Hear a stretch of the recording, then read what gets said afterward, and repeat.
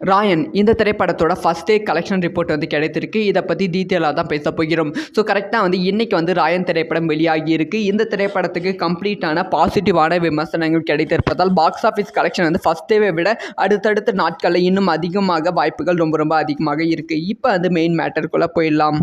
தனுஷ் அவர்களோட 50வது திரைப்படமான ராயன் மக்கள் மத்தியில் வந்து பெரும் வரவேற்பு பெற்றிருக்கிறது. ஸோ தமிழகத்தில் மட்டுமே இந்த திரைப்படம் வந்து ஓப்பனிங் டே கலெக்ஷன் வந்து 18 கோடி வந்து பண்ணியிருக்கு அப்படின்னு சொல்லப்படுகிறது. இது வந்து தனுஷ் அவர்கள் கெரியர்லே வந்து பெரும் கலெக்ஷன் அப்படின்னு சொல்லப்படுகிறது. ஸோ ஓவர்சீஸில் வந்து இந்த திரைப்படம் அட்வான்ஸ் புக்கிங்லேயே வந்து பெருசாக வந்து கலெக்ஷன் பார்த்துருக்கு. ஆக மொத்தமாக வந்து உலக அளவில் ஃபர்ஸ்ட் டே மட்டுமே ராயன் திரைப்படம் வந்து எவ்வளவு வசூல் செஞ்சுருக்குன்னா 40 கோடிக்கும் மேலே வந்து வசூல் செஞ்சுருக்கு அப்படின்னு சொல்லப்படுகிறது. இது வந்து பெரிய நம்பர் அப்படின்னு சொல்லப்படுகிறது.